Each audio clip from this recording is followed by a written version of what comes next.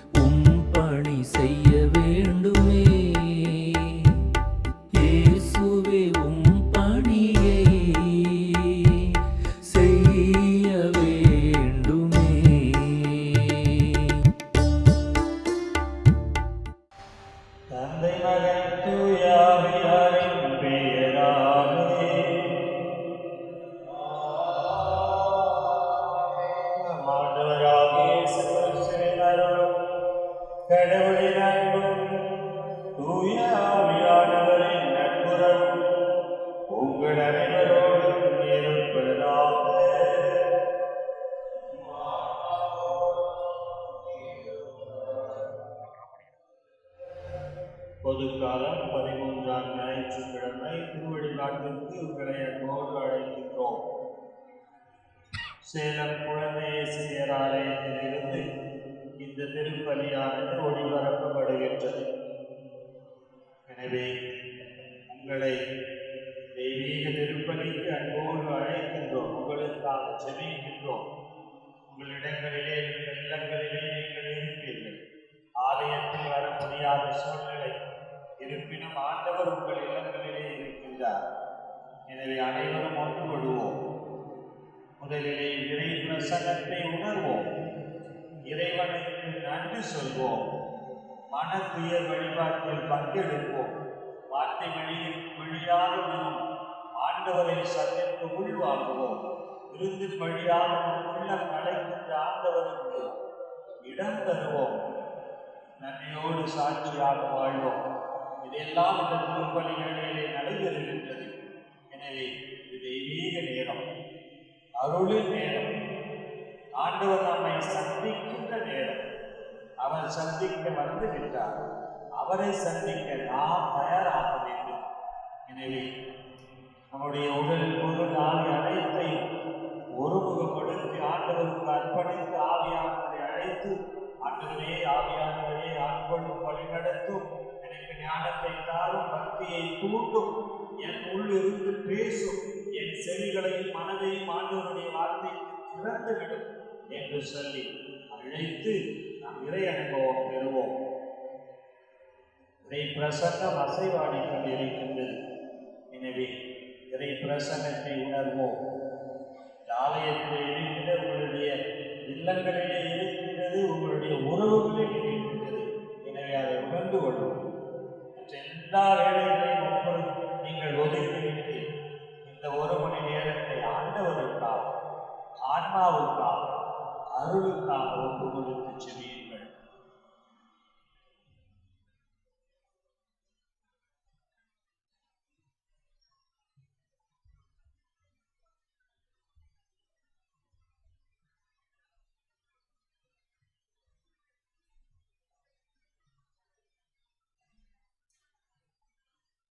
இந்த வாசகங்கள் வழியாக இறைவன் நம்மோடு பேச இருக்கின்றார். சாவு, நோய். சாவு இருக்கின்றது, நோய் இருக்கின்றது. சாவை கடவுள் உண்டாக்கவில்லை, வாழ்வைதான் கடவுள் உண்டாக்கி இருக்கின்றார்.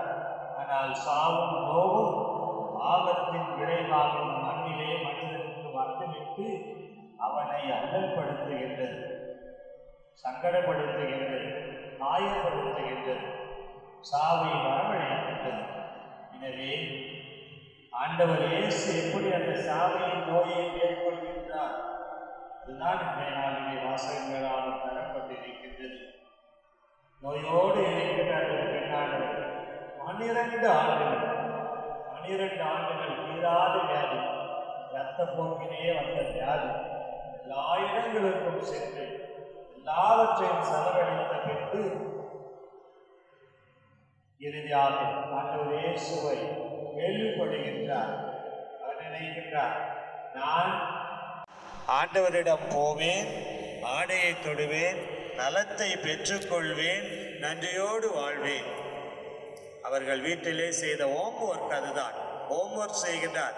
நான் போவேன், தொடுவேன், பெறுவேன், நலமாய் வாழ்வேன். அப்படியே வந்தார், தொட்டார், நலமடைந்தார். அம்மா, விசுவாசம் உன்னை குணமாக்கியது, சந்தோஷமாக போய்வா என்று ஆண்டவர் அனுப்பி வைத்தார். இன்னும் ஒரு புதுமை, யாயருடைய மகள் சாகும் தருவாயில் இருக்கின்றார். இறுதியிலே செத்தே போனார். தொந்தரவு செய்யாதீர்கள், விட்டுவிடுங்கள் போதகரை என்று சொல்லுகின்றார். அப்பொழுது ஆண்டவர் சொல்லுவார் இந்த தந்தையை பார்த்து, அஞ்சாதே, நம்பிக்கையோடு மட்டும் இரு என்று சொன்னார். எனவே நம்பிக்கைக்கு சன்மானமாக அந்த குழந்தையின் உயிரை மீண்டுமாக தந்தைக்கு கொடுத்து வாழ வைத்தார். பிரியமானவர்களே, நமக்கும் நோய்கள் இருக்கின்றது. எனவே ஆண்டவரிடம் வருவோம். நான் ஆண்டவரிடம் வருவேன், கேட்பேன், பெற்றுக்கொள்வேன், சந்தோஷமாக வாழ்வேன். நம்பிக்கைதான் வாழ்க்கை. இந்த கொரோனா பெருந்தொற்று காலத்தில் நமக்கு இருப்பதெல்லாம் நம்பிக்கை, நம்பிக்கை, நம்பிக்கை. நம் ஆண்டவர் மீது வைத்திருக்கின்ற நம்பிக்கை. எனவே எந்த பிரச்சனையாக இருந்தாலும் ஆண்டவரிடம் அப்படியே எடுத்து வந்து அவர் பாதத்தில் வைத்து நலத்தையும் வளத்தையும் வாழ்வையும் நீங்கள் மன்றாடுங்கள். அப்பொழுது இறைவன் உங்களை ஆசீர்வதிப்பார், நம்மை ஆசீர்வதிப்பார். இந்த கருத்துக்களோடு நம் ஆண்டவரிடம் வரம் வேண்டி ஜெபிப்போம். செய்த பாவங்களை ஏற்றுக்கொள்வோம். அருள்நிலை வேண்டி ஜெபிப்போம். எல்லாம் உள்ள இறைவனிடமும் சகோதர சகோதரிகளே, உங்களிடமும் நான் பாவியில் ஏற்றுக்கொள்கிறேன். ஏனெனில் சிந்தனையாலும் சொல்லாலும் செயலாலும் கடமையில் தவறியதாலும் பாவங்கள் பல செய்தேன். என் பாவமே, என் பாவமே, என் பெரும் பாவமே. ஆகையால் எப்பொழுதும் கன்னியான தூய மரியாதையும் வானதூதர் புனிதர் அனைவரையும் சகோதர சகோதரிகளை உங்களையும் நம் இறைவனாகிய ஆண்டவரிடம் எனக்காக வேண்டிக் கொள்ள மன்றாடுகிறேன். இல்லாமல் அன்பின் ஆண்டவர் நம் மீது இரக்கம் வைத்து நம் பாவங்கள் அனைத்தையும் மன்னித்து நம்மை நிலை வாழ்வுக்கு அழைத்து செல்வாராக. ஆமென்.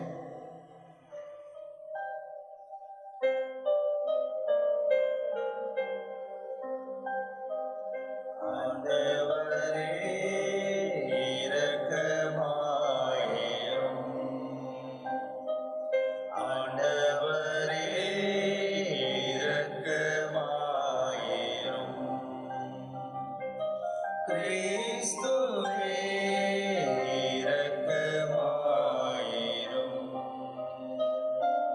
கிறிஸ்துவே இரக்கமாயிரும். ஆண்டவரே இரக்கமாயிரும். ஆண்டவரே இரக்கமாயிரும்.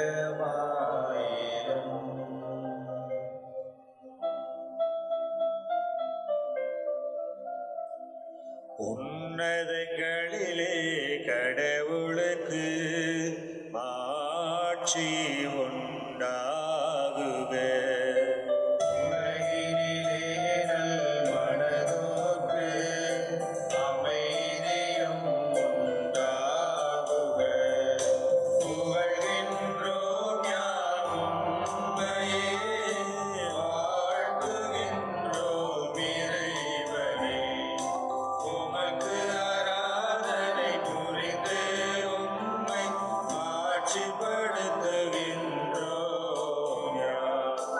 உமது மேலான மாட்சியின் பொருட்டு உமக்கு நன்றி கூறுகின்றோம்.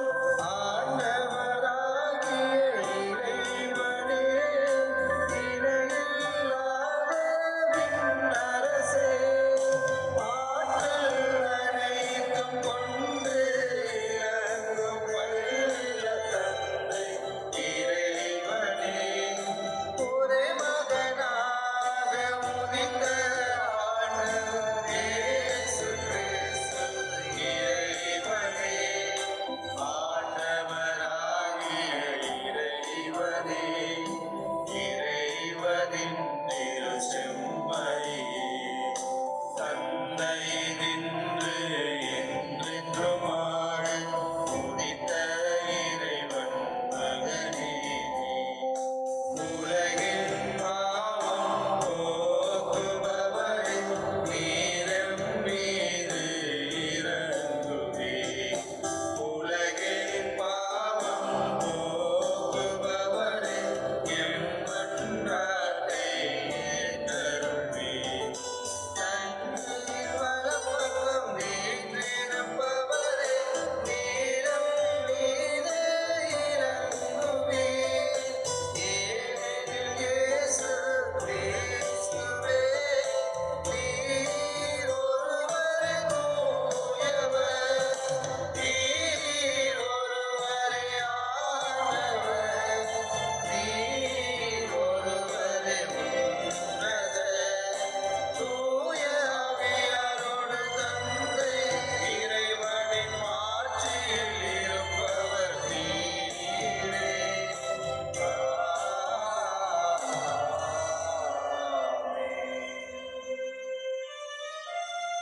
மன்றாடுவோமாக.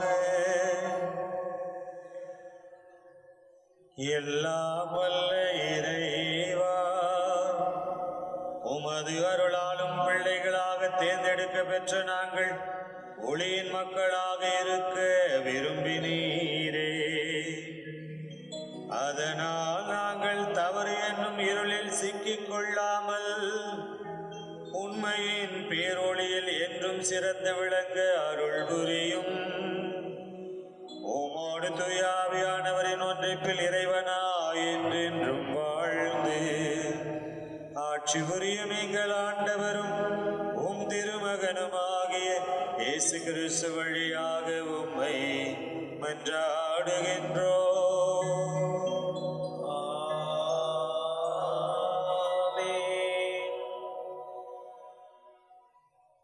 முதல் வாசகம். அழகையின் பொறாமையால் சாவு உலகில் நுழைந்தது. சாலமோனின் ஞான நூலிலிருந்து வாசகம். அதிகாரம் 1, இறை வசனங்கள் 13 15 வரை. 2வது அதிகாரம் 23 24 வரை. சாவை கடவுள் உண்டாக்கவில்லை, வாழ்வோரின் அழிவில் அவர் மகிழ்வதில்லை. இருக்க வேண்டும் என்பதற்காகவே அவர் அனைத்தையும் படைத்தார். உலகின் உயிர்கள் யாவும் நலம் பயப்பவை. அழிவை தரும் நஞ்சு எதுவும் அவற்றில் இல்லை. கீழுலகின் ஆட்சி மண்ணுலகில் இல்லை. நீதிக்கு இறப்பு என்பது இல்லை. கடவுள் மனிதர்களை அழியாமைக்கென்று படைத்தார். தம் சொந்த இயல்பின் சாயலில் அவர்களை உருவாக்கினார். ஆனால் அழகையின் பொறாமையால் சாவு உலகில் நுழைந்தது. அதை சார்ந்து நிற்போர் இறப்புக்கு உள்ளாவர். ஆண்டவரின் அருள்வாக்கு.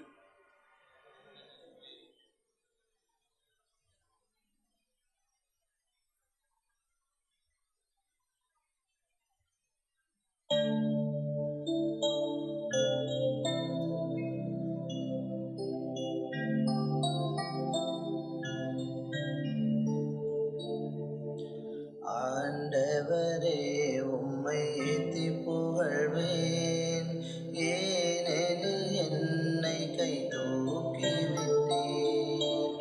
ஆண்டவரே உம்மை ஏத்தி புகழ்வேன், ஏனெனில் என்னை கை தூக்கி விட்டீர்.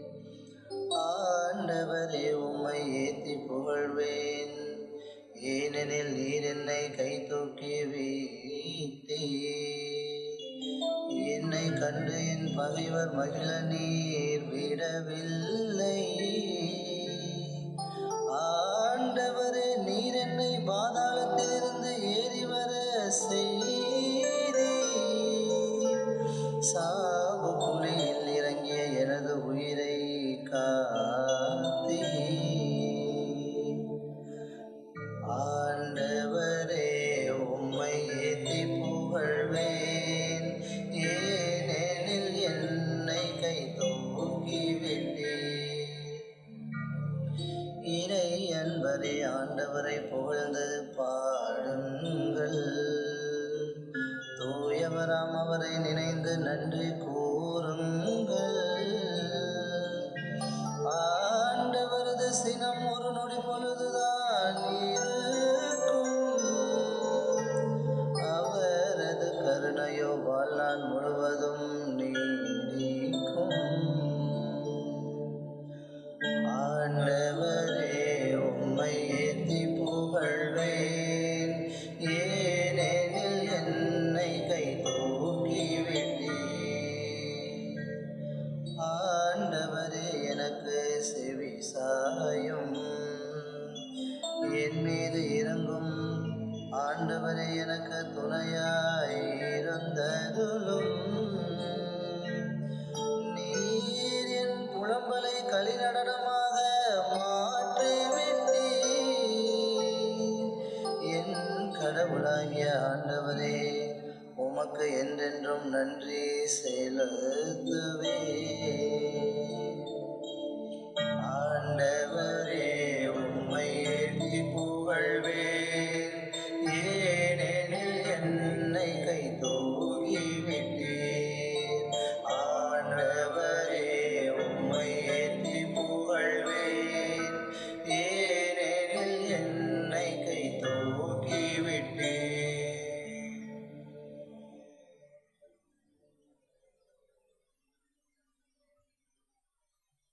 இரண்டாம் வாசகம். இப்பொழுது உங்களிடம் மிகுதியாய் இருக்கிறது, அவர்களுடைய குறையை நீக்குங்கள். திருத்தூதர் பவுல் கொரிந்தியருக்கு எழுதிய 2ஆம் திருமுகத்திலிருந்து வாசகம். சகோதரர் சகோதரிகளே, நம்பிக்கை, நாவன்மை, அறிவு, பேரார்வம் ஆகிய அனைத்தையும் மிகுதியாய் கொண்டிருக்கிறீர்கள். எங்கள் மேல் நீங்கள் கொண்டுள்ள அன்பும் பெருகிக் கொண்டு வருகிறது. அதுபோல் எந்த அறப்பணியிலும் நீங்கள் முழுமையாய் ஈடுபட வேண்டும். நம் ஆண்டவர் இயேசு கிறிஸ்துவின் அருள் செயலை அறிந்திருக்கிறீர்களே. அவர் செல்வராயிருந்தும் உங்களுக்காக ஏழையானார். அவருடைய ஏழ்மையினால் நீங்கள் செல்வராகும்படி இவ்வாறு செய்தார். மற்றவர்களின் சுமையை தணிப்பதற்காக நீங்கள் துன்புற வேண்டும் என்று நாங்கள் சொல்லவில்லை. மாறாக எல்லோரும் சமநிலையில் இருக்க வேண்டும் என்றே சொல்கிறோம். இப்பொழுது உங்களிடம் மிகுதியாய் இருக்கிறது, அவர்களுடைய குறையை நீக்குங்கள். அவ்வாறே அவர்களிடம் மிகுதியாய் இருக்கும்போது உங்கள் குறையை நீக்குவார்கள். இவ்வாறு உங்களிடையே சமநிலை ஏற்படும். மிகுதியாய் சேகரித்தவருக்கு எதுவும் மிஞ்சவில்லை, குறைவாக சேகரித்தவருக்கு எதுவும் குறைவுபடவில்லை என்று மறைநூலில் எழுதியுள்ளது அன்றோ? ஆண்டவரின் அருள்வாக்கு.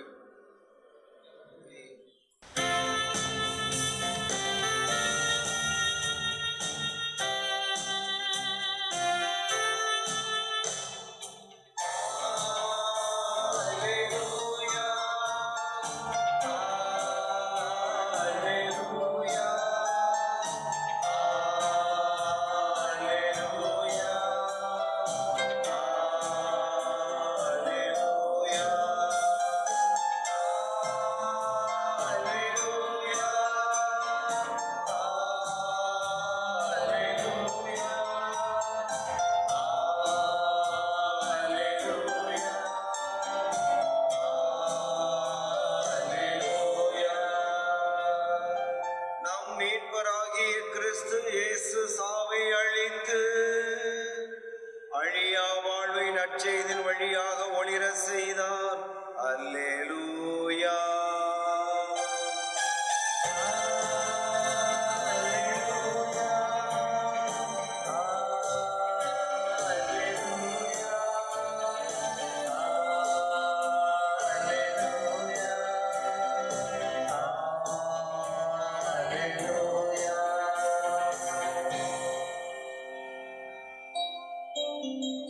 ஆண்டவர் உங்களோடு இருப்பாராக.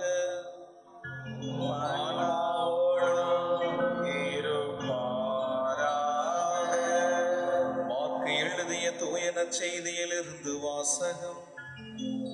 ஆண்டவரே மாட்சி உமக்கே. அக்காலத்தில் இயேசு படகேறி கடலை கடந்து மீண்டும் மறுகரையை அடைந்ததும் பெருந்திரளான மக்கள் அவரிடம் வந்து கூடினர். அவர் கடற்கரையில் இருந்தார்.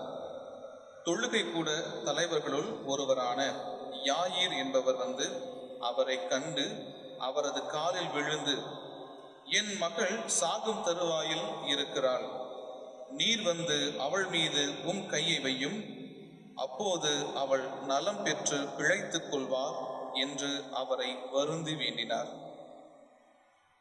இயேசுவும் அவருடன் சென்றார். பெருந்திரளான மக்கள் அவரை நெருக்கிக் கொண்டே பின்தொடர்ந்தனர். தொழுகை கூட தலைவருடைய வீட்டிலிருந்து ஆள்கள் வந்து அவரிடம், உம்முடைய மகள் இறந்து விட்டாள், போதகரை ஏன் இன்னும் தொந்தரவு செய்கிறீர் என்றார்கள். அவர்கள் சொன்னது இயேசுவின் காதில் விழுந்ததும் அவர் தொழுகை கூட தலைவரிடம், அஞ்சாதீர், நம்பிக்கையை மட்டும் விடாதீர் என்று கூறினார். அவர் பேதுரு, யாக்கோபு, யாக்கோபின் சகோதரரான யோவான் ஆகியோரை தவிர வேறொருவரையும் தம்முடன் வரவிடவில்லை. அவர்கள் தொழுகை கூட தலைவரின் வீட்டிற்குள் சென்றார்கள். அங்கே அமளியையும் மக்கள் அழுது ஓலமிட்டு புலம்புவதையும் இயேசு கண்டார். அவர் உள்ளே சென்று, ஏன் இந்த அமளி, ஏன் இந்த அழுகை, சிறுமி இறக்கவில்லை, உறங்குகிறாள் என்றார். அவர்கள் அவரை பார்த்து நகைத்தார்கள். ஆனால் அவர் அனைவரையும் வெளியேற்றிய பின் சிறுமியின் தந்தையையும் தாயையும் தம்முடன் இருந்தவர்களையும் கூட்டிக் கொண்டு அச்சிறுமி இருந்த இடத்திற்கு சென்றார். சிறுமியின் கையை பிடித்து அவளிடம், தலிதாக்கும் என்றார். அதற்கு, சிறுமி, உனக்கு சொல்லுகிறேன், எழுந்திடு என்பது பொருள். உடனே அச்சிறுமி எழுந்து நடந்தாள்.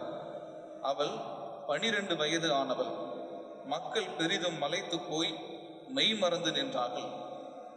இதை யாருக்கும் தெரிவிக்க கூடாது என்று அவர் அவர்களுக்கு கண்டிப்பாய் கட்டளையிட்டார். அவளுக்கு உணவு கொடுக்கவும் சொன்னார். ஆண்டவரின் அருள்வாக்கு. கிறிஸ்துவே உமக்கு புகழ். இயேசுவுக்கே புகழ், இயேசுவுக்கே நன்றி. மரியே வாழ்க. வாழ்வு தரும் ஒளியும் நீயே இயேசுவே, வாழ்வு தரும் வழியும் நீயே.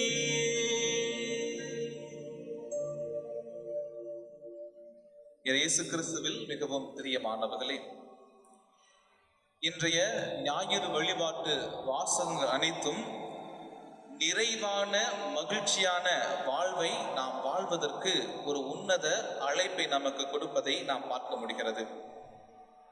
முதலிலே வாழ்வு என்றால் என்ன என்று சிந்தித்து பார்க்கின்ற பொழுது ஒரு கவிஞர் இவ்வாறாக சொல்வார்: வாழ்க்கை என்பது உண்பதும் உடுத்துவது மட்டுமல்ல.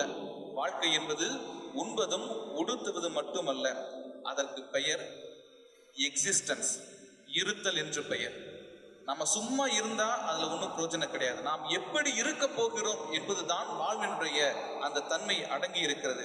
அப்படின்னா நிறைவாகவும் நிம்மதியாகவும் வல்லமையோடும்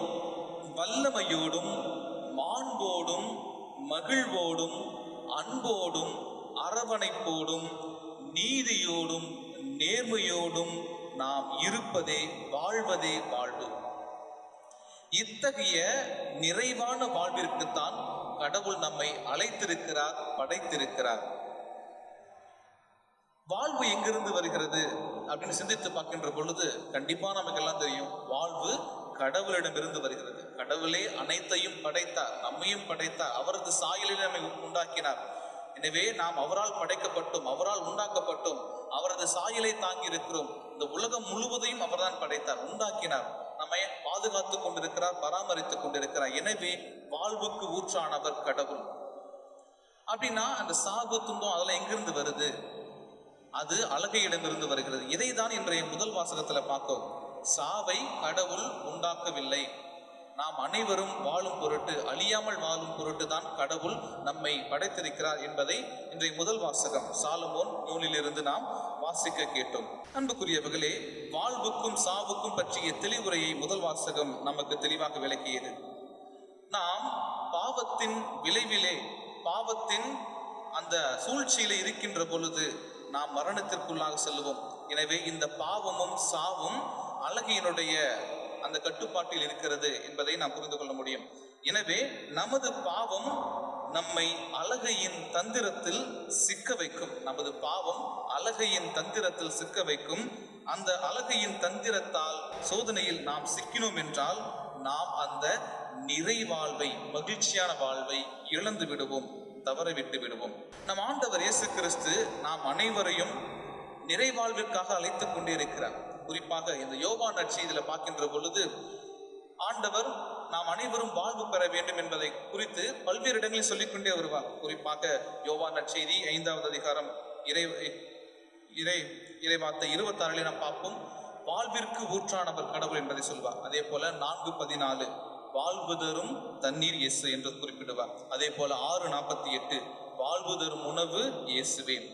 அதே போல 6:63 வாழ்வு தரக்கூடியவர் தூய ஆவியார்.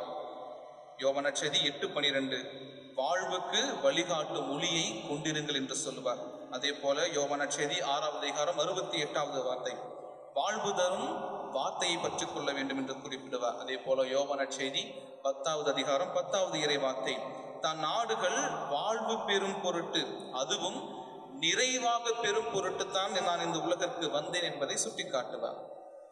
பிரியமானவர்களே, இத்தகைய நிறைவாழ்வை பற்றி கொள்ள வேண்டும் என்றுதான் இன்றைய நற்செய்தியை நமக்கு 2 புதுமைகள் வழியாக விளக்குகிறது.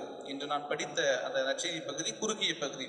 அதுல 2 புதுமைகள் இருக்குது. முதலில் 12 ஆண்டுகளாக பெரும் பாடுடைய அந்த பெண்ணினுடைய நிலைமையை ஆண்டவர் கருணை கூறுவார், அவர் தொடுவார், அந்த நலத்தை பெற்றுக்கொள்வார். 2வது தொழுகை கூட தலைவரான யாயினுடைய மகள் அவரை குணப்படுத்துவார். இந்த 2 புதுமைகளையும் இன்றைய நற்செய்தியிலே நாம் வாசிக்க கேட்கிறோம். இந்த 2 புதுமைக்கும் ஒரு 3 ஒற்றுமைகளை பார்க்கலாம், பல்வேறு ஒற்றுமைகள் இருக்கலாம். முதலிலே இருவருக்கும் 12, அந்த 12 என்பது ஒரு ஒப்புமையாக கருதப்படுகிறது. அந்த பெரும்பாடுள்ள பெண் 12 ஆண்டுகளாக கஷ்டப்படுவார். அதே போல அந்த யாயினுடைய மகள் 12 வயது ஆன சிறுமி. எனவே 12 ஆண்டுகள் 12 ஆண்டுகளாக கஷ்டப்படக்கூடியவர் 12 வயது சிறுமி. இந்த 12 என்பது விவிலியத்திலே முழுமையை குறிக்கக்கூடிய எண். எனவே நாம் முழுமையான அந்த நிறைவாழ்வை பற்றிக் கொள்வதற்கு இந்த 2 புதுமைகள் வழியாக நமக்கு இறைவன் அருமையான செய்தியை தருவதாக இன்றைய வாசகம் அமைந்திருக்கிறது, நற்செய்தி வாசகம் அமைந்திருக்கிறது. இரண்டாவதாக தொடுதல். அந்த 12 ஆண்டுகளாக கஷ்டப்படக்கூடிய பெண் இயேசுவை தேடி தின்று தொடுவார். தொடுதல் மூலம் நலம் பெற்றுக் கொள்வார். அதே போல அந்த யாயிறுடைய மகளையும் கூட ஆண்டவர் சென்று அந்த கைகளால் தொட்டு தூக்குவார். எனவே அந்த தொடுதலானது அங்கு குணத்தை கொடுக்கக்கூடியது. இன்றைய வருகை பாடல் கூட பார்த்தோம், ஆண்டவரை தொடும் என்று அந்த பாடலை பாடினோம். மூன்றாவதாக இயேசு அந்த 12 ஆண்டுகளாக கஷ்டப்பட்ட அந்த பெண்ணிற்கு, அந்த 12 ஆண்டுகளாக கஷ்டப்பட்ட பெண் குணத்தை பெற்றுக்கொண்டார். அதே போல 12 வயது ஆனது சிறுமிக்கு தனது குணத்தை கொடுக்கிறார். அங்கு குணத்தை பெறுகிறார், குணத்தை கொடுக்கிறார். ஒரு சிறிய அங்கு ஒரு வேற்றுமை இருக்கிறது. பிரியமானவர்கள், இந்த 2 புதுமைகளும் நமக்கு சொல்லக்கூடிய செய்தி என்ன என்று சிந்தித்து பார்க்கின்ற பொழுது, முதலிலே அந்த 12 ஆண்டுகளாக கஷ்டப்பட்ட அந்த பெண், அவர் தடைகளை தாண்டி இயேசுவிடம் வருகிறார். லேவியர் 15வது அதிகாரம் இறைவார்த்தை 25 31 வரை, பெரும் பாடுள்ள பெண், அதாவது இரத்தப்போக்கினால் கஷ்டப்படுகின்ற ஒரு பெண் எப்படி தனது வாழ்வை அனுசரித்துக் கொள்ள வேண்டும் என்கின்ற அந்த சட்ட விதிமுறைகளை கொடுக்கக்கூடிய பகுதி தான் அந்த லேவியர். எனவே பெரும் பாடுள்ள பெண் சமுதாயத்தில் அந்த மக்கள் கூடியிருக்கின்ற இடத்திற்குள்ளாக கண்டிப்பாக அவர் வரவே கூடாது. அவர் ஒரு ஓரம் கட்டப்பட்டவராக, ஒதுக்கப்பட்டவராக தான் கருதப்பட்டார். அதுவும் இந்த பெரும் பாடுள்ள பெண் 12 ஆண்டுகள். அவர் கண்டிப்பா சிந்திச்சிருப்பார், நான் ஏன்டா இந்த உலகத்துல வாழ்றேன், கடவுள் ஏன் என்னை படைத்தார், ஏன் இத்தகைய கொடுமைக்குள்ளாக நான் இருக்கிறேன் என்கின்ற அந்த வேதனைக்குள்ளாக கண்டிப்பாக அந்த 12 ஆண்டுகளாக கஷ்டப்பட்ட அந்த பெண் கண்டிப்பாக நினைத்திருப்பார். ஆனால் அவர் அந்த தடைகளை உடைத்தெறிந்து இயேசுவிடம் செல்கிறார். நம்ம நற்செய்தியில கொஞ்சம் தெளிவா படிச்சோம்னா, அவர் எல்லா மருத்துவர்கிட்டையும் போனாங்க, காசெல்லாம் செலவு பண்ணாங்க, எங்கேயுமே குணம் கிடைக்கல. எனவே நின்று யோசிக்கிறார், எனக்கு குணத்தை கொடுக்கக்கூடியவர் யார்? கண்டிப்பாக இயேசுவால் நான் குணத்தை பெற்றுக்கொள்ள முடியும் என்கின்ற நம்பிக்கையிலே எழுந்து செல்கிறார். அந்த கூட்டத்திற்கு மத்தியில் இவர் சென்று இயேசுவினுடைய அந்த ஆடையை தொட்டால் போதும் நான் குணம் பெறுவேன் என்று நம்பிக்கையோடு கூறுகிறார். அங்கே குணத்தை பெற்றுக்கொள்கிறார். அங்கு நடக்கக்கூடிய அந்த நிகழ்வை நாம் சற்று யோசிக்க வேண்டும். கூட்டம் நெருங்கிட்டு இருக்குது. அந்த 12 ஆண்டுகளாக கஷ்டப்பட்ட பெண் இயேசுவின் ஆடையை தொடுகிறார். பல்வேறு மக்கள் இயேசு மீது உழுந்து கொண்டிருப்பாங்க. ஆனா இயேசு தன் மீது இருந்து வல்லமை வெளியேறுவதை அங்கே உணர்கிறார். எனவே சுற்றிலும் பார்த்து யார் என் ஆடையை தொட்டது என்று கேட்கிறார். மக்களுக்கெல்லாம் மலைப்பாய் இருக்கும், இவ்வளவு கூட்டம் இருக்குது, எப்படி இயேசு இந்த வார்த்தை மட்டும் கேட்கிறாரு என்கின்ற அந்த புரிதலானது மக்களுக்கு இல்லை. ஆனால் இயேசுவுடைய எண்ணம் அந்த மகளை கூட்டத்திற்கு முன்பாக நிறுத்த வேண்டும், அவர் சாட்சியம் புரிய வேண்டும் என்ற எண்ணம் இயேசுவுக்கு அங்கே இருந்தது. எனவேதான் கூட்டத்திற்குள்ளே அனுமதிக்க முடியாத ஒரு பெண் அந்த கூட்டத்திற்கு முன்பாக ஆண்டவரது ஆசிரை பெறக்கூடிய, ஆண்டவர் ஆசியை பெற்ற ஒரு மகளாக அங்கு கருதப்படுகிறார். எனவே அங்கு ஆண்டவர் முன்பாக வருகிறார். ஆண்டவரே, நான் தான் உமது ஆடையை தொட்டேன் என்று அங்கு சாட்சியம் பகிர்கிறார். அப்ப ஆண்டவர் இயேசு சொல்வது, உனது நம்பிக்கை உன்னை குணமாக்கிற்று என்று சொல்லி அனுப்புகிறார். பிரியமானவர்களே, இரண்டாவதாக தொழுகை கூட தலைவர் யாயினுடைய மக்களுடைய அந்த குணம் கொடுக்கக்கூடிய நிகழ்வு. முதல் புதுமை நடந்து கொண்டிருக்கின்ற பொழுதே மக்கள் ஓடி வராங்க. போதகரை ஏன் இன்னும் தொந்தரவு செய்யுங்க, விட்டுருங்க, அவர் வேலையை பார்க்கட்டும், உன் மகள் இறந்து விட்டால். ஒரு இறப்பு எப்படி இருக்கும் என்பது நமக்கு கண்டிப்பாக தெரியும். இறந்த உடனே சுற்றாம எல்லாத்துக்கும் சொல்லுவாங்க, அங்கே குழல் ஊதுவாங்க, எல்லாம் அங்கே ரொம்ப அமளியா இருக்கும், ரொம்ப துக்கத்தை வெளிப்படுத்தி கொண்டிருப்பார்கள், அங்கு சோகம் இருக்கும். எனவே அந்த சோகத்திற்குள்ளாக இறப்பை கொண்டாட தொடங்கி விட்டார்கள். எனவே அந்த வாழ்வு முடிந்து விட்டது, இதுக்கப்புறம் அந்த வாழ்க்கை கிடையாது என்கின்ற அடுத்த கட்டத்திற்கு மக்கள் எல்லாரும் போயிட்டாங்க. ஆனால் இருந்தாலும் இயேசு அந்த தொழுகை கூட தலைவர் யாயிரை பார்த்து சொல்லக்கூடிய வார்த்தை, நம்பிக்கையை மட்டும் இழக்காதீர், நம்பிக்கையை மட்டும் இழந்து விடாதீர் என்ற வார்த்தையை கொடுக்கிறார். எனவே அந்த சிறுமியின் வீட்டுக்கு செல்கிறார். எல்லாத்தையும் பார்த்து சொல்றார், ஏன் எல்லாம் அழுகுறீங்க, ஏன் எல்லாம் கஷ்டப்படுறீங்க, ஏன் இந்த மாதிரி சோகமா இருக்கிறீங்க? சிறுமி இறக்கவில்லை, உறங்குகிறார். அந்த வார்த்தையை கேட்ட உடனே மக்கள் எல்லாரும் நகைக்கிறார்கள். என்னாச்சு இவருக்கு, அவதான் செத்து போயிட்டாங்களே, எல்லாம் நாங்கெல்லாம் பார்த்தாச்சு, மூச்சு நின்று போச்சு, இதுக்கப்புறம் எப்படி அவர் சிறுமி உறங்குகிறார் என்ற வார்த்தையை இயேசு சொல்ல முடியும் என்கின்ற அந்த நிலையிலே மக்கள் நகைக்கிறார்கள். ஆனால் இயேசு உள்ளே செல்கிறார், கையை பிடித்து தூக்குகிறார், அங்கே புதுமை நடக்கிறது, மீண்டுமாக உயிர் கொடுக்கிறார். பிரியமானவர்களே, இயேசு அந்த சிறுமிக்கு மட்டும் உயிர் கொடுக்கவில்லை, மாறாக அங்கு சுற்றியிருந்தவர்கள் எல்லாம் இறப்பு முடிஞ்சு போச்சு, வாழ்க்கை தொலைந்து விட்டது என்று அங்கு கொண்டாடி கொண்டிருக்கின்ற அந்த சுற்றத்தார் அனைவருக்குமே உயிர் கொடுக்கிறார், நம்பிக்கை என்ற உயிரை கொடுக்கிறார். அதே போலதான் அந்த கூட்டத்திலே பெரும்பாலுள்ள பெண்ணுக்கும், அந்த பெண்ணுக்கு மட்டும் குணத்தை கொடுக்கவில்லை, மற்ற மக்களுக்கும் குணத்தை கொடுக்கிறார். உனது நம்பிக்கை உன்னை குணமாக்கிற்று. எனவே நீ இந்த பெண் எப்படி நம்பிக்கையோடு குணத்தை பெற்றுக் கொண்டாரோ அதே போல அந்த கூட்டம் முழுவதும் நம்பிக்கை கொண்டிருந்தார், அனைவரும் குணம் பெறுவீர்கள் என்ற அந்த உயிரோட்டத்தை, அந்த வாழ்வை மக்களுக்கு கொடுக்கிறார். ஒரு புதுமை வழியாக அங்கே இறை செய்தியை வெளிப்படுத்துவதை நாம் பார்க்க முடிகிறது. அன்புக்குரியவர்களே, நமது வாழ்க்கையிலும் கூட நாமும் தடைகளை தாண்டி வர வேண்டும். பல்வேறு தடைகள் இருக்கலாம், மன விரக்தி இருக்கலாம், இது முடியாது, முடிஞ்சு போச்சு, வாழ்க்கையில தோல்விதான் கண்டிப்பாக இருக்கும், பயம்தான், எங்கள் வாழ்க்கையில ஒண்ணுமே கிடையாது, மகிழ்ச்சியா எங்கள் வாழ்க்கையில மகிழ்ச்சி இருக்காது, சோகம் தான் எனது வாழ்க்கையில் இருக்கிறது, துன்பம் தான் நிறைந்திருக்கிறது என்ற தடைகளை நாம் தாண்டி வர வேண்டும். எப்படி அந்த 12 ஆண்டுகளாக கஷ்டப்பட்ட பெண் 12 ஆண்டுகள், எதுக்கடா இந்த வாழ்க்கை, எதுக்கடா இந்த வாழ்க்கையில இவ்வளவு கஷ்டம், நான் ஒரு நல்லதுக்கு போக முடியல, ஒரு கெட்டதுக்கு போக முடியலையே, ஒரு ஆதார் கார்டு இழந்த மாதிரி எனது அங்கீகாரமே இந்த சமுதாயத்தில் இல்லையே என்று கஷ்டப்பட்டு கொண்டிருந்த அந்த பெண் பல்வேறு தடைகளை தாண்டினார். அந்த தடைகளை எல்லாம் தாண்டி இயேசுவிடம் சென்றார், நம்பிக்கையோடு சென்றார், குணத்தை பெற்றுக்கொண்டார். அதே போல யாயிர், அவரும் கூட நம்பிக்கையை இழக்கவில்லை, இயேசுவின் வார்த்தை பொருட்டு நம்பிக்கையை இழக்காமல் இருந்தார். அங்கே அதிசயத்தை அவர் கண்டார். பிரியமானவர்களே, இந்த 2ஆம் வாசகத்திலே நாம் தெளிவாக வாசிக்க கேட்டோம், நம்மை செல்வராக்க இயேசு ஏழையானார் என்று. நாம் இந்த உலகத்துல நமது வாழ்க்கையில நிம்மதியோடு வாழ வேண்டும், மகிழ்ச்சியோடு வாழ வேண்டும் என்றால் செல்வம் முக்கியம், அதிலும் குறிப்பாக இறை செல்வம் என்பது மிக முக்கியம்.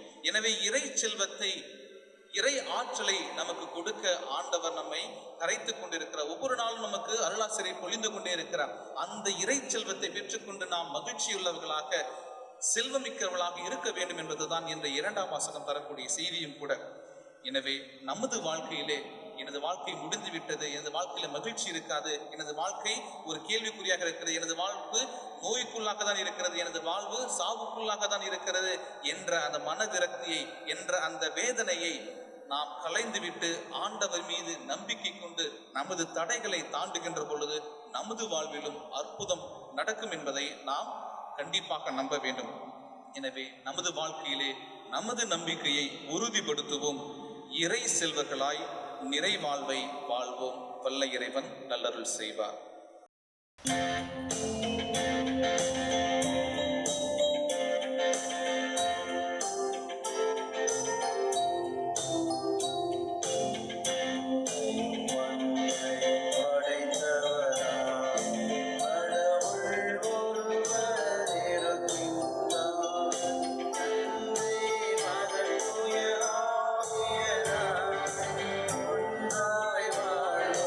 நம்புகிறேன்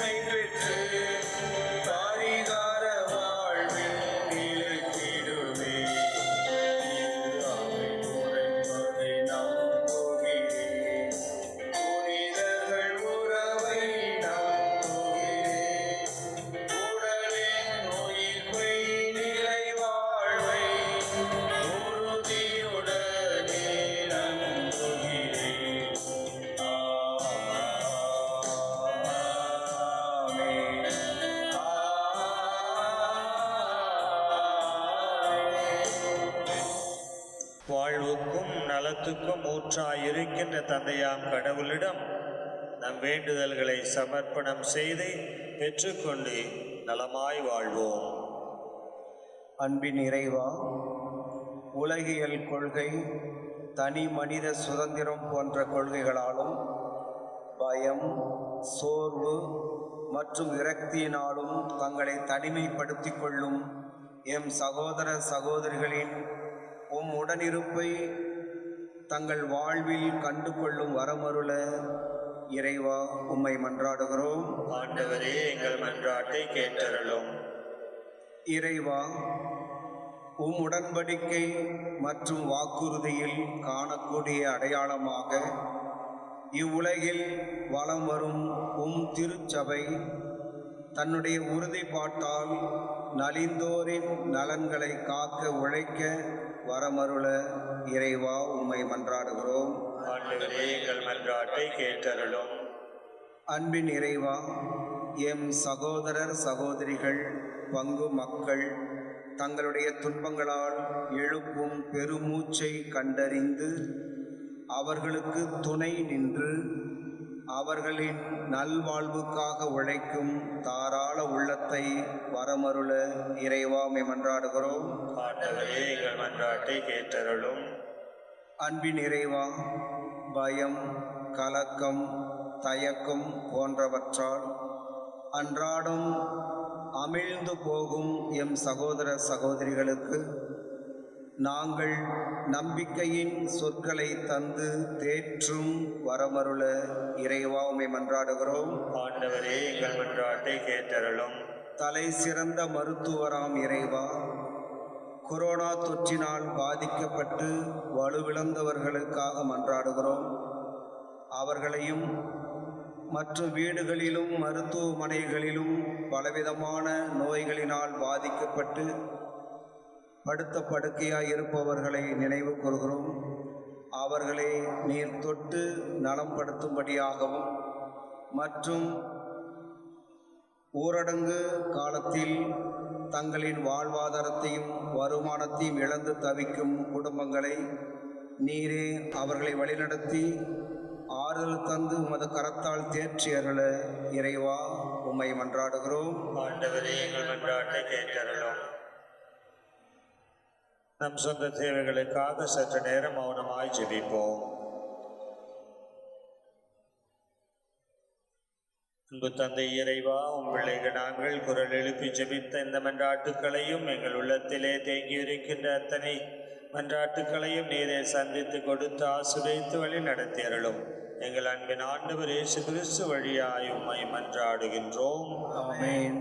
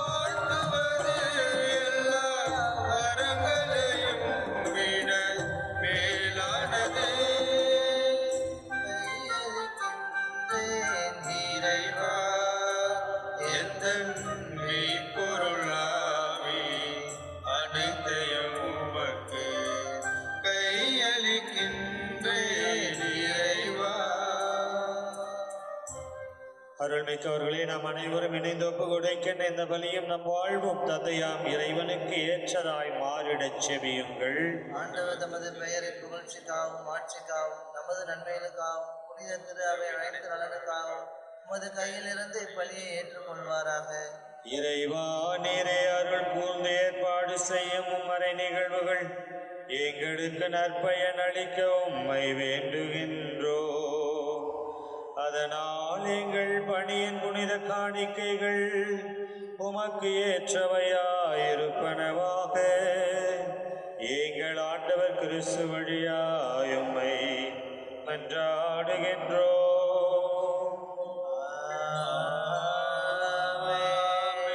ஆண்டவர் உங்களோடு இருப்பாராக.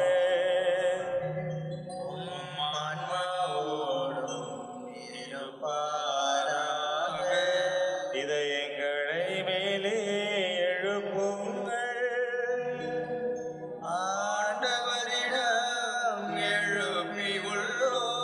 நம் இறைவனாகிய ஆண்டவருக்கு நன்றி கூறுவோம்.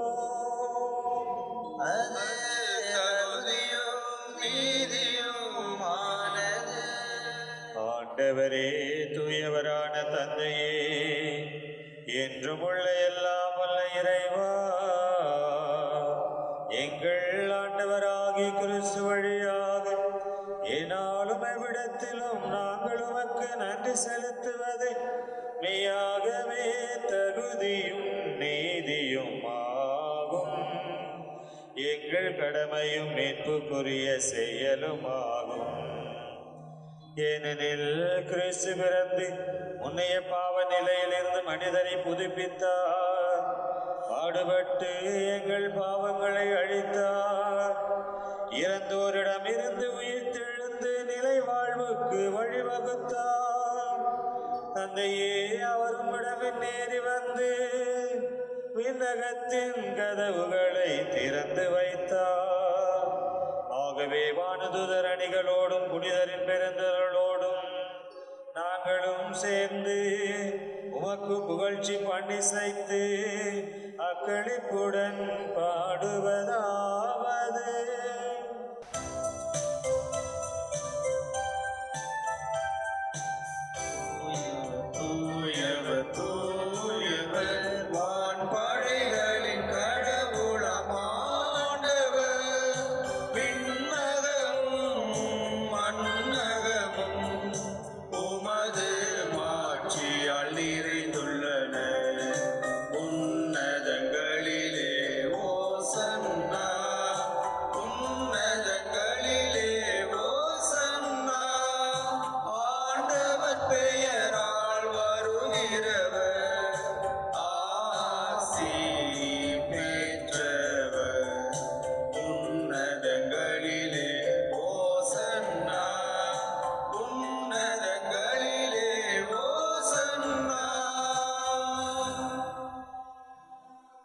ஆண்டவரே, மெய்யாகவே தூயவர், தூய்மை அனைத்துக்கும் ஊற்று. ஆகவே உம்முடைய தூய ஆவியை பொழிந்து காணிக்கைகளை தூய்மைப்படுத்த உம்மை வேண்டுகின்றோம்.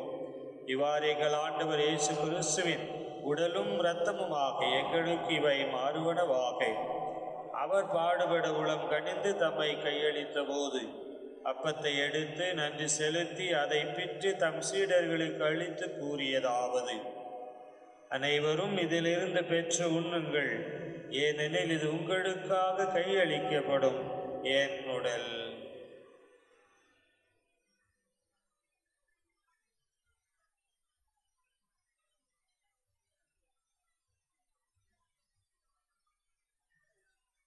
அவனமே இரவு விருந்து அருந்திய பின் கிண்ணத்தையும் எடுத்து மீண்டும் உமக்கு நன்றி கூறி தாம் சீடர்களுக்கு அளித்து அவர் கூறியதாவது: அனைவரும் இதிலிருந்து பெற்று பருகுங்கள், ஏனெனில் இது புதிய நிலையான உடன்படிக்கைக்கு உரிய என் இரத்தத்தின் கிண்ணம். இது பாவ மன்னிப்புக்கென்று உங்களுக்காகவும் பலருக்காகவும் சிந்தப்படும். இதை என் நினைவாக செய்யுங்கள்.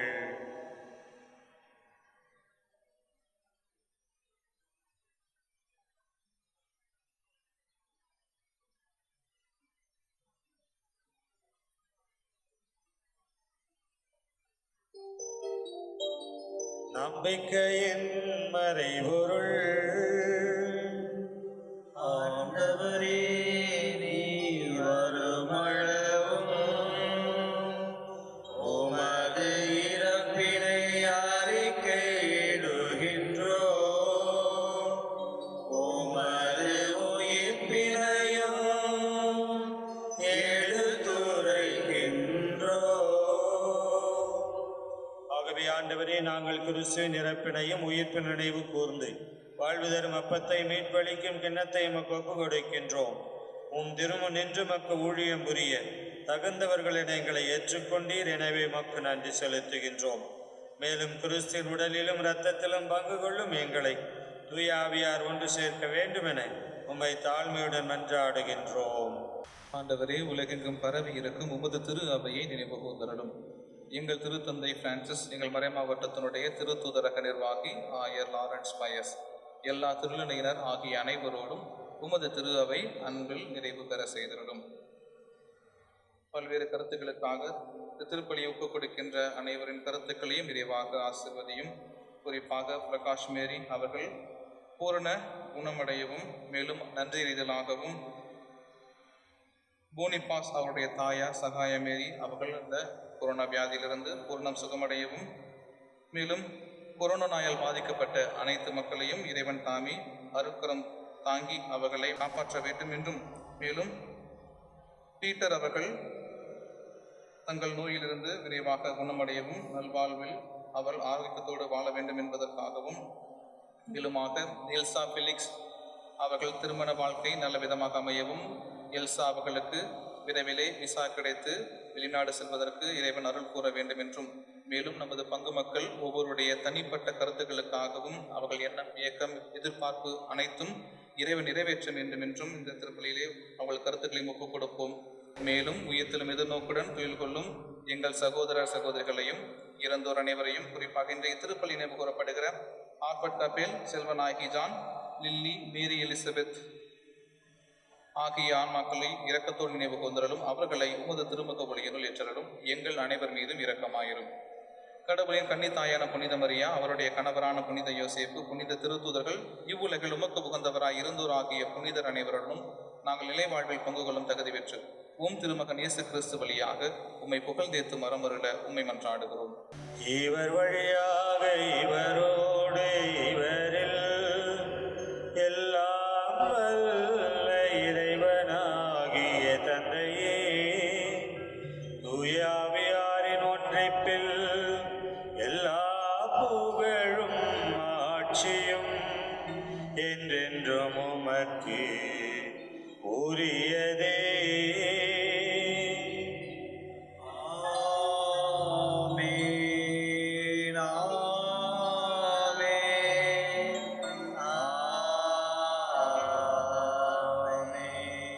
மீட்பரின் கட்டளையால் கற்பிக்கப்பட்டு இறைபடைப்பினையால் பயிற்சி பெற்ற நாம் மகிழ்ந்து பாடுவோம்.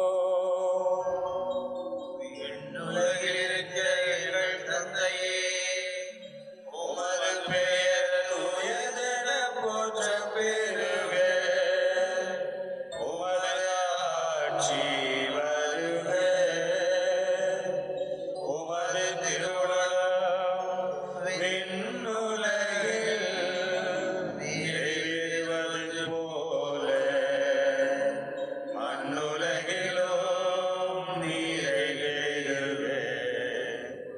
எங்கள் அன்றாட உணவை இன்று எங்களுக்கு தாரும். எங்களுக்கு எதிராக குற்றம் செய்தோரை நாங்கள் மன்னிப்பது போல எங்கள் குற்றங்களை மன்னியும். எங்களை சோதனைக்கு உட்படுத்தாதேயும். தீயோனிடமிருந்து எங்களை விடுவித்தருளும்.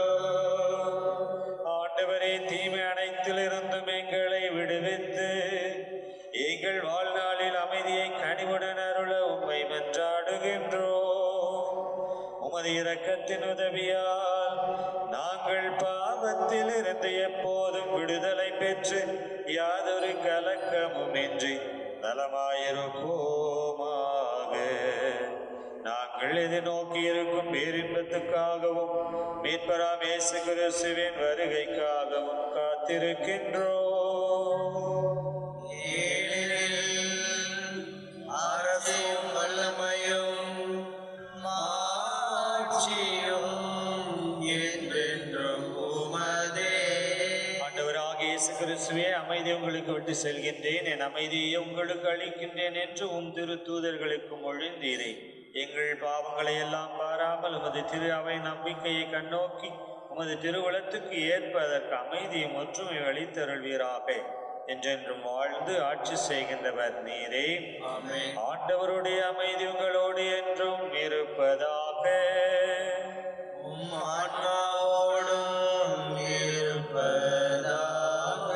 ஒருவருக்கொரு உறவின் வாழ்த்தை பகிர்ந்து மகிழ்வோம். உலகின் பாவங்களை போக்கும் இறைவனின் செம்மறியே, எங்கள் மேல் இரக்கமாயிரும். உலகின் பாவங்களை போக்கும் இறைவனின் செம்மறியே, எங்கள் மேல் இரக்கமாயிரும். உலகின் பாவங்களை போக்கும் இறைவனின் செம்மறியே, எங்களுக்கு அமைதி அளித்தருளும். இதோ இயேசு கிறிஸ்து இறைவனின் செம்மறி, உலகின் பாவங்களை போக்குபவர். செம்மறியின் விருந்துக்கு அழைக்க பெற்றோர் பேறு பெற்றோர். ஆண்டவரே, தகுதியற்றவன், ஆனால் ஒரு வார்த்தை மட்டும் சொல்லிடும், என் ஆன்மா நலமடையும்.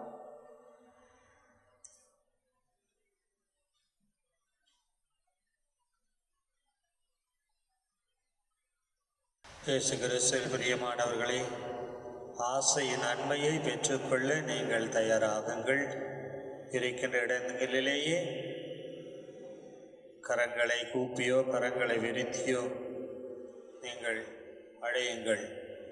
அன்பு ஆண்டவரே, நற்கருணை நாதரே, நலம் தருகின்றவரே, எங்களோடு பேசியவரே, பார்த்த வழியாக எங்கள் உள்ளம் வந்தவரே, இதோ விருந்தின் வழியாக எங்கள் உள்ளம் வாரும், வந்து தங்கும், தங்கி ஆசிர்வதியும், ஆசிர்வதித்து பலப்படுத்தும், பலப்படுத்தி எங்களை நிலைநிறுத்தும், நிலைநிறுத்தி எங்களையும் சாட்சிகளாக மாற்றும். கேட்போம். சற்று நேரம் நான் மௌனமாக இருக்கின்றேன். உங்களுக்கு என்னென்ன தேவை, என்னென்ன வார்த்தைகளால் சொல்லி நீங்கள் ஆண்டவரை ஆராதிக்க வேண்டும், அழைக்க வேண்டும் என்று நினைக்கின்றீர்களோ அதையெல்லாம் பயன்படுத்தி நீங்கள் மௌனமாக இப்பொழுது ஆண்டவரை அழையுங்கள்.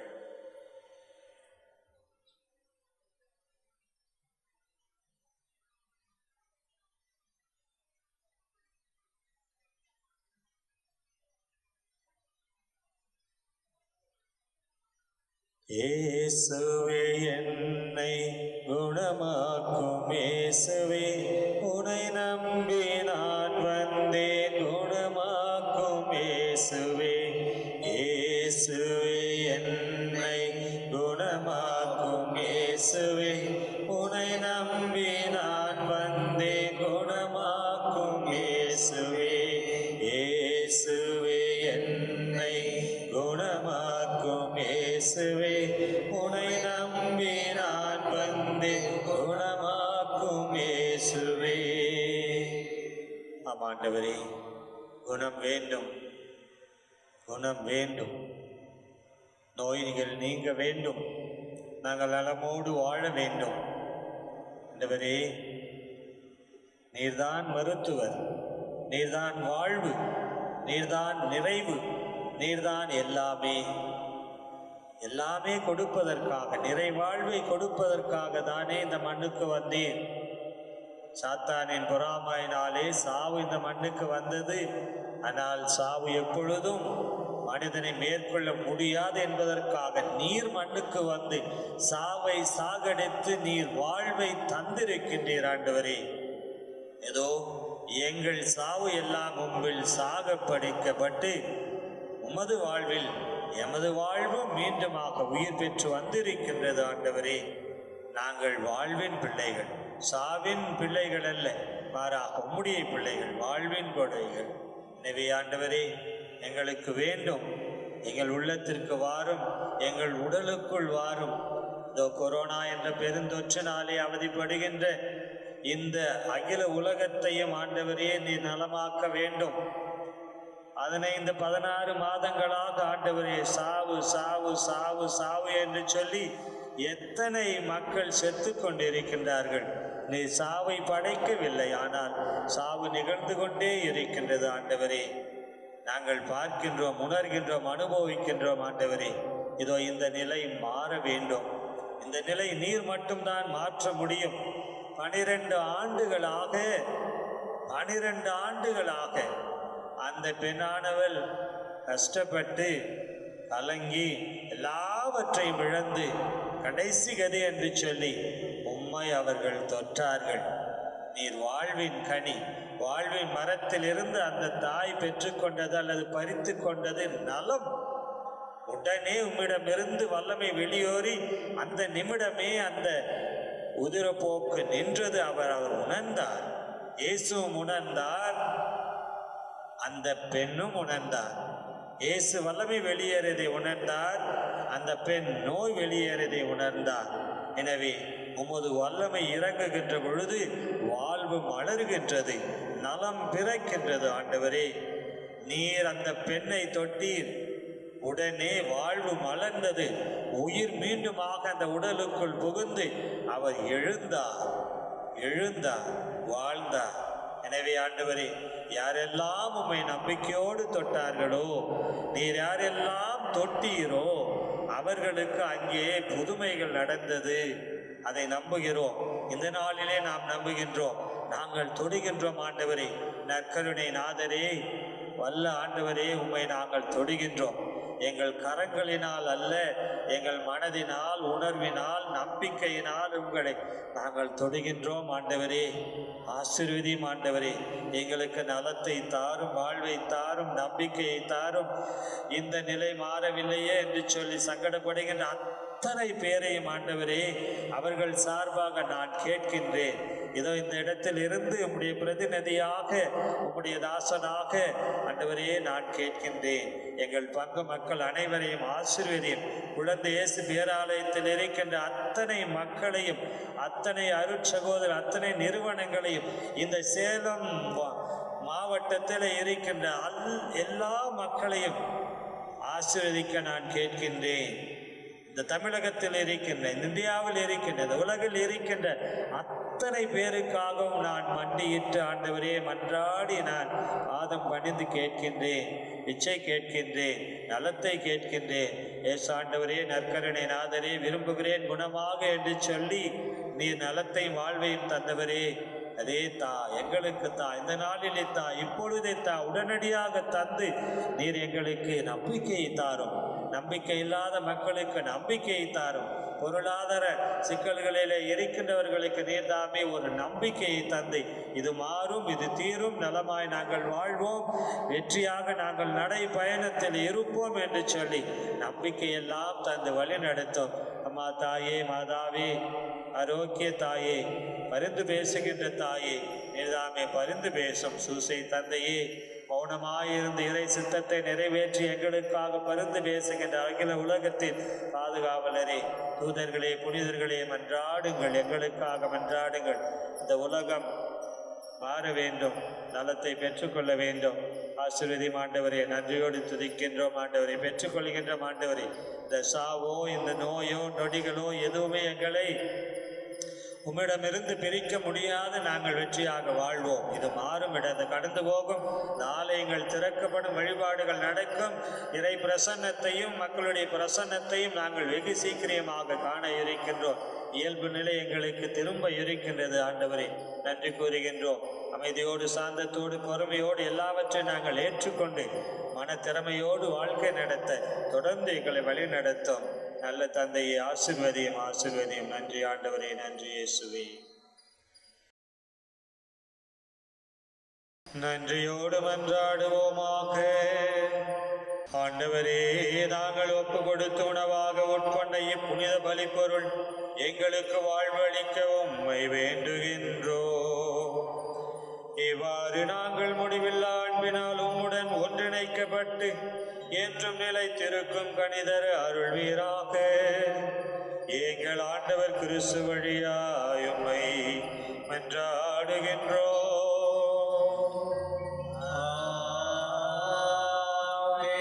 ஆண்டவர் உங்களோடு இருப்பாராக.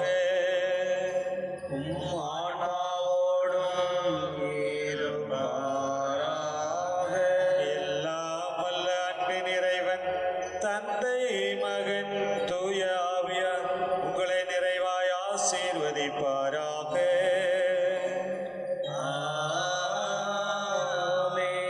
நலமோடு நம்பிக்கையோடு வாழ சென்று வாருங்கள், திருப்பலி நிறைவுற்றது. இறைவனுக்கு நன்றி. அனைவரும் பாதுகாப்பாக இருங்கள். வெகு சீக்கிரம் நாம் இந்த ஆலயத்திலே சந்திப்போம். ஒருவருக்காக செபிப்போம். இறையாசி.